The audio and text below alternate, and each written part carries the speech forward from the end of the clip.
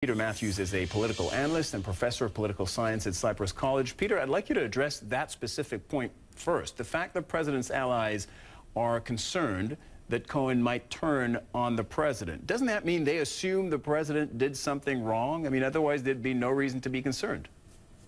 Yeah, they kind of like to let the cat out of the bag when they said that, you know, he might turn on him, because that presumes that Trump did something wrong, that made something illegal. And that's quite interesting. And I believe that there's a good chance that Cohen could turn on the president, because Cohen is not ready for prison and jail. And, you know, people who know him said that about him. And when he's facing years and years, possibly of imprisonment, it depends how much the sentence would be and what the plea bargaining will be. There's a good chance that the prosecutors could get him to turn and to save his own skin, basically. Yeah, and we're also finding out a little bit more color on their relationship between Mr. Trump and Mr. Cohen. According to New York Times reporting, Donald Trump has treated Mr. Cohen over the years with contempt. Here's a quote from Roger Stone, an ally of the president. He says, Donald goes out of his way to treat him, i.e. Michael Cohen, like garbage.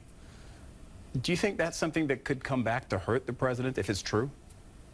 That's interesting, Cyril. You know, these kind of attitudes that are developed over time can really come in and then all of a sudden in a rash way to hurt someone like the president if he's been doing this all these years. And it's like you know, something that Cohen has been building up in him. And he could explode by saying, look, I don't owe this man anything in the end. I want to save myself. And it certainly is a factor that could play in here if he's been treating him that way. And we also know that the reason investigators raided Michael Cohen's office, hotel room, house is because they want to find out about the hush money that he paid to Stormy Daniels. Now they've got Stormy Daniels' former attorney cooperating with them. This is the man who negotiated the whole deal, the whole hush deal with Michael Cohen. It seems like whatever actually happened, it's not going to remain secret for long.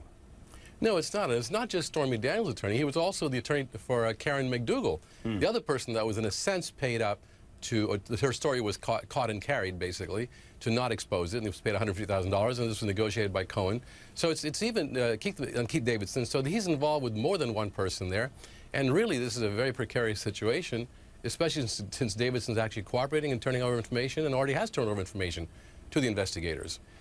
Amidst all of this week, we found out that Mr. Trump was boosting his legal team. One high-profile name, the former mayor of New York, Rudy Giuliani. Others not so high-profile. What do you make of this? I make of it that most lawyers with any kind of reputation don't want to represent this president because they can't trust what he's going to be doing as a client. And furthermore, their own reputation is at stake. And Giuliani is about the only one of any kind of reputation that the president was able to get. He's known him for a long time, so it can't but help the president. But he's having a real difficult time getting top-notch lawyers to represent him. That's quite telling in itself.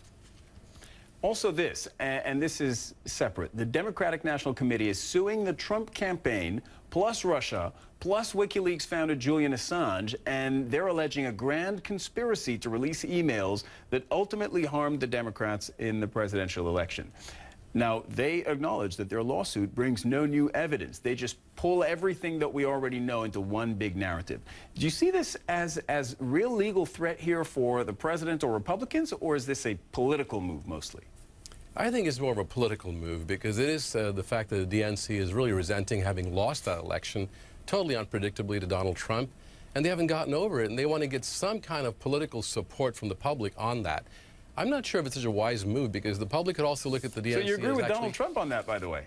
Pardon me? Because that's what you agree with Donald Trump on that. He says that's their main motivation. They haven't gotten over losing in 2016. To some extent, that's got to be true. But there may be something else there. I think it's mostly political in a sense. And I certainly support them trying to do this, but I think they should really instead work on winning the midterm elections that are coming up, as opposed to put all their efforts into this thing. And, you know, frankly, it's quite a bag of different defendants there. You know, we look at all the people they're suing together, and they're saying there's a big conspiracy. Well, let's see what comes of that. It'll be very interesting to watch that and follow it. But I think they should spend their energy on other things like winning the Congress back in 2018 and going on for 2020. Peter Mathews, always good to talk to you. Thank you for your time. Thank you, Cyril. My pleasure.